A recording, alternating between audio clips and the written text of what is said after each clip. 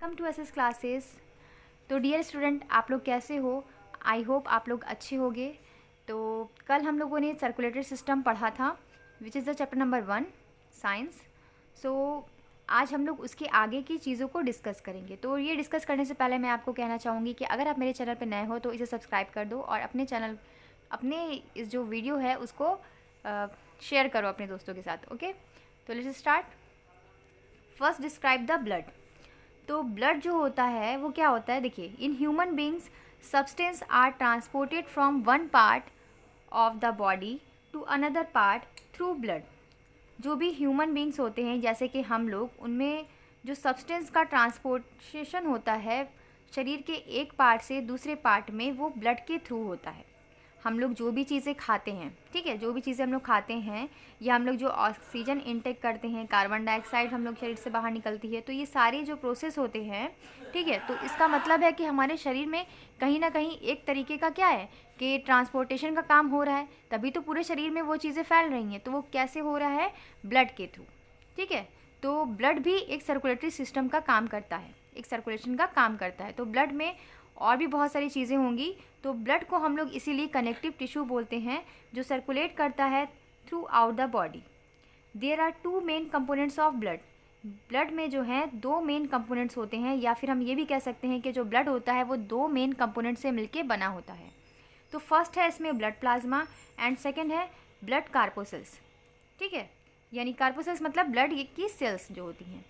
तो first is blood plasma. The plasma is a fluid part. जो plasma होता है ब्लड का वो फ्लूइड पार्ट होता है, लिक्विड पार्ट होता है, जो कंटेन होता है 90% वाटर, जिसमें 90% जो होता है वो वाटर मिला होता है।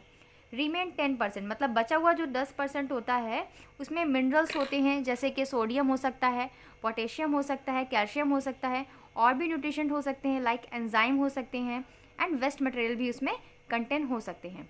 तो प्लाज्मा का जो कलर होता है वो पेल मतलब मटमैला, एक हल्का येलो जैसा होता है मैला कलर, वैसा होता है येलो कलर में, ठीक है। तो यहाँ पर आपको ब्लड सेल्स ये दिखाई गई हैं। तो रेड ब्लड सेल्स देखिए, ये हमारी रेड ब्लड सेल्स हैं, ठीक है। ये वाइट ब्लड सेल्स हैं, अभी आप लोग ब्लड सेल्स के बारे में पढ़ोगे, ठीक है। ये वाइट ब्लड सेल्स हैं जो इस तरीके की दिख रही हैं, और ये प्लेटलेट्स हैं जो छोटी छोटी दिखाई दे रही है ना, प्लेटलेट्स हैं।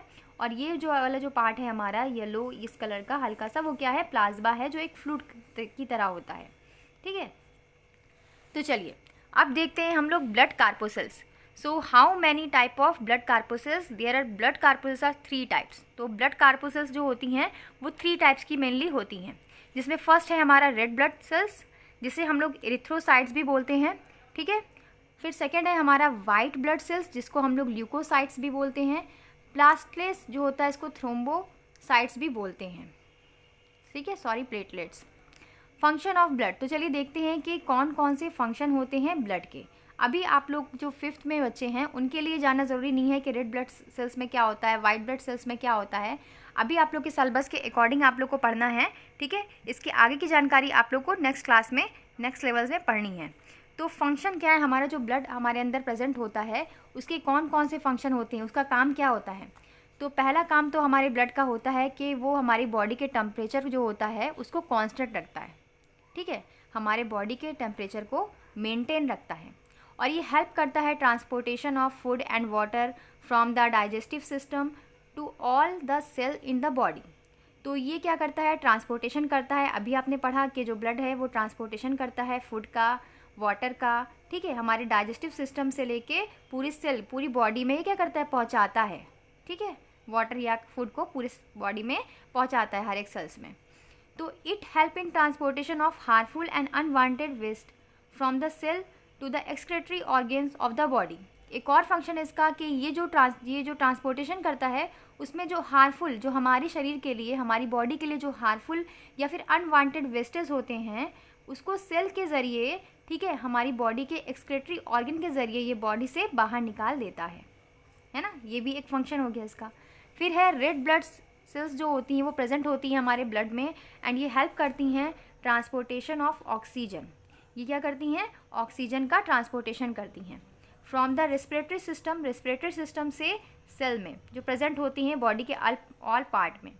हीमोग्लोबिन जो होता है वो बहुत ही ज़्यादा इंपॉर्टेंट पिगमेंट है, ठीक है, जो प्रोटीन मॉलिक्यूल से मिलकर बना होता है एंड इसका कलर जो होता है वो रेड कलर होता है और ये ऑक्सीजन को कैरी करता है, ऑक्सीजन को लाता है हमारे लंग से एंड बॉडी के जो और भी टिश्यूज़ होते हैं उनको पहुंचाता है और फिर क्या करता है, ये कार्बन डाइऑक्साइड जो होती है लंग्स में उस टिश्यूज़ से निकाल देता है। वाइट ब्लड सेल्स जो होती हैं वो प्रेजेंट होती हैं ब्लड में, जो प्रोवाइड करती है रेजिस्टेंस। तो वाइट ब्लड सेल्स का काम क्या है कि ये हमारी बॉडी को इम्यूनिटी, एक तरीके से इम्यूनिटी प्रोवाइड करती हैं। आपको पता है कि जब आप लोग बीमार पड़ते हो या फिर कोई भी बीमारी आपके अंदर या कोई भी जर्म्स या कोई भी बैक्टीरिया वगैरह आपकी बॉडी के अंदर इंटर करते हैं, तो सबसे पहले जो ये वाइट ब्लड कार्पोसेल्स जो होती है ना, वाइट सेल्स, ठीक है, वो क्या करती हैं कि हमारे अंदर आने वाले जर्म से खुद ही लड़ती हैं। जब वो नहीं लड़ पाती तो हमारा शरीर क्या होता है, अंदर से बीमार हो जाता है। हम लोग क्या होते हैं कि हम लोग को फीवर हो जाता है या फिर और भी कोई चीज़ें दिखाई देने लगती हैं, ऐसे लक्षण कि हम लोग क्या हैं, अंदर से कमज़ोर हो गए हैं।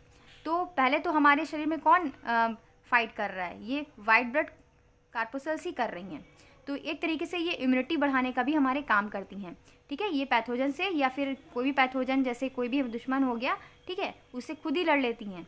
Cause infection different part of body, जिससे हम लोग के शरीर में जो डिफरेंट पार्ट में इन्फेक्शन है वो कहीं और ज़्यादा दूर तक नहीं पहुंच पाता है। फिर है प्लेटलेट्स। प्लेटलेट्स जो है वो थर्ड पार्ट है ब्लड कार्पोसेल्स का। 3 टाइप्स के होते हैं ना, तो प्लेटलेट्स थर्ड टाइप है। तो इसमें क्या होता है कि ब्लड जो है हेल्प करता है क्लॉटिंग में। प्लेटलेट्स जो है वो बहुत ही ज़्यादा इंपॉर्टेंट पार्ट है जो ब्लड की क्लॉटिंग में हेल्पफुल होता है। ब्लड की क्लॉटिंग मतलब जब देखोगे कि आपको थोड़ी सी भी हल्की फुल्की चोट लगती है तो हल्का सा अगर ब्लड निकल आता है हल्का सा, तो थोड़ी देर बाद वो खुद ही रुक जाता है ना। ऐसा तो नहीं होता कि ब्लड निकलता ही जा रहा है। अगर ऐसी कंडीशन होती है तो इसका मतलब कि आपका ब्लड क्लॉट नहीं हो पा रहा है, मतलब थक्का नहीं जम पा रहा है रक्त का, जिसकी वजह से आपको ना कोई इन्फेक्शन है ना, आपके ब्लड में कोई ना कोई इन्फेक्शन है। तो प्लेटलेट्स जो होती हैं वो बहुत ज़्यादा इंपॉर्टेंट होती हैं, जो हेल्प करती हैं ब्लड की क्लॉटिंग में, ठीक है, जो रोकती हैं prevent blood loss and getting injury of want. जो क्या करती हैं कि रोकती हैं ब्लड को लॉस होने से, ठीक है, जो भी चोट वगैरह लग जाती है हमें, उसे क्या करती है, इंजरी करने में ये काफ़ी ज़्यादा, मतलब इसको ठीक करने में अपने से ही ज़्यादा प्रिवेंट करती हैं। तो एक तरीके से हमारी जो बॉडी होती है ना, वो क्या होती है कि खुद को ठीक करने में खुद ही हेल्प करती है एक तरीके से, है ना।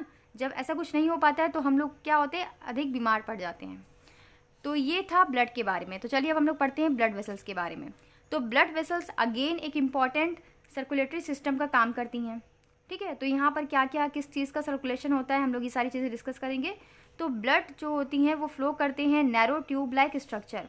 ब्लड जो होता है ना, उसको एक रास्ता चाहिए निकलने के लिए। तो जैसे पाइप से पानी जाता है ना, एक पाइप होता है, उसमें से पानी कैसा जाता है, प्रेशर में, इस तरीके से जाता है ना। तो उसी तरीके से ब्लड जो फ्लो करता है वो एक नैरो, मतलब बहुत ही पतले पतले ट्यूब लाइक स्ट्रक्चर होता है हमारी बॉडी में, जिसे हम लोग ब्लड वेसल्स बोलते हैं।